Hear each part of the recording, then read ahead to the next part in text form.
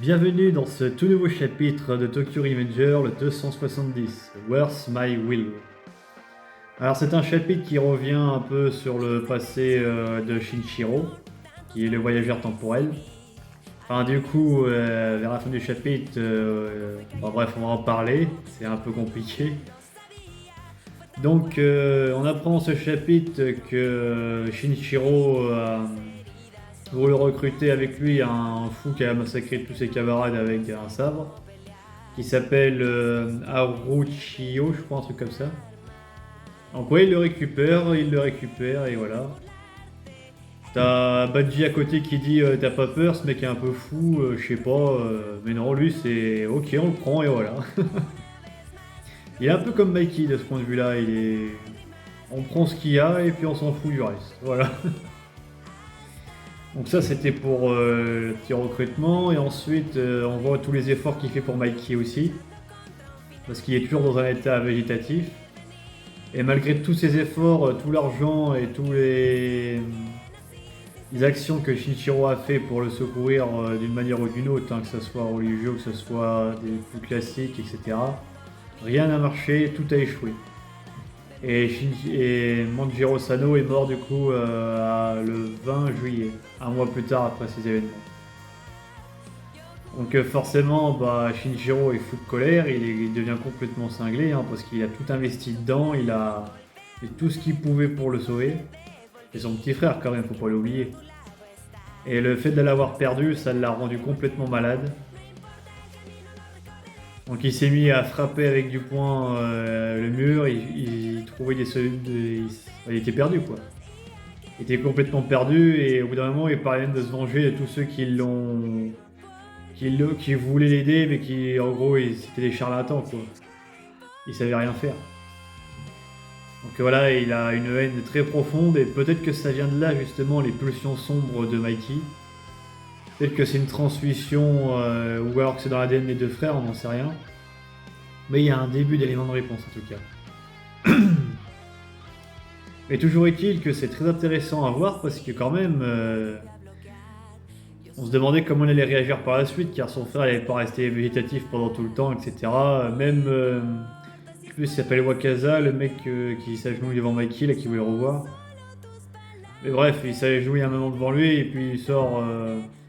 ouais, t'es plus comme avant, c'est quoi cette chose, machin, etc. Enfin bref, on sent que pour les autres, il est complètement perdu, Mikey.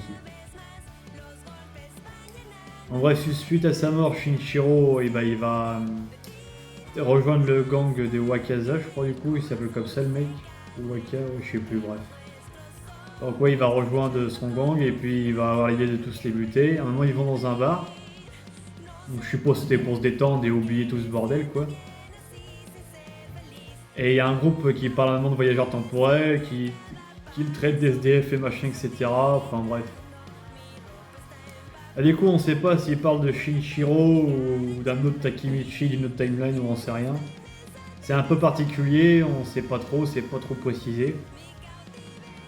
Et du coup, au bout d'un moment, il va péter les plombs, il voit que le groupe parle mal de la personne en question, qui va casser la gueule à tout le groupe, et puis il va demander à la fin du chapitre qui est ce voyageur temporel. Donc ça sous-entend à ce moment-là qu'il n'était pas encore un voyageur temporel. Et que du coup ce serait une transmission de pouvoir de personne en personne. Alors moi en tout cas c'est comme ça que je le vois dans le chapitre, je vois pas qu'est-ce qu'il pourrait faire d'autre. Donc ouais je pense que c'est ça, c'est une transmission de pouvoir et... Alors après est-ce qu'on le garde pendant un temps limité ou est-ce qu'on le garde à vie, j'en sais rien, mais bref, c'est un peu chelou à ce stade de l'histoire là. Ou peut-être que c'est un autre Shinichiro Sano d'une autre timeline aussi, c'est possible avec. En tout cas, les théories, ça peut partir dans tous les sens, mais voilà. Mais voilà, il y a un début d'élément de réponse sur les pulsions sombres de Mikey. Et un début d'élément de réponse sur le fameux voyageur temporel de Shinichiro, quoi. Donc là, je pense qu'on n'a pas grand-chose à apprendre de plus par la suite. Parce que là, en vrai, bon, peut-être qu'on aura encore une autre partie de flashback pour montrer qu'est-ce qui s'est passé du coup après qu'il a cassé la gueule à ses voyous. Shinichiro, est-ce qu'il a découvert un voyageur temporel ou est-ce qu'il a découvert que c'était lui-même, on sait rien. Mais voilà, pour clore cette timeline, je crois qu'il n'y a que ça pour l'instant intéressant à voir, dans ce flashback là en tout cas. Et dans le temps présent, après, on aimerait bien quand même voir un peu comment va se dérouler la fin du combat entre Mikey et Takemichi. Bon, même si on suppose que voilà, Takemichi va finalement avoir le dessus au bout d'un moment, plus ou moins moralement, quoique plus que par le physique, hein, parce que le physique c'est pas son fort, mais voilà. Je pense que la bataille va se terminer plus ou moins comme ça. Mais bref, là on a des éléments de réponse et je vois pas Enfin, il n'y a plus grand chose à apporter de plus en vrai. Voilà. Donc sur ce les amis, je vous dis à très bientôt pour une prochaine vidéo. Ciao!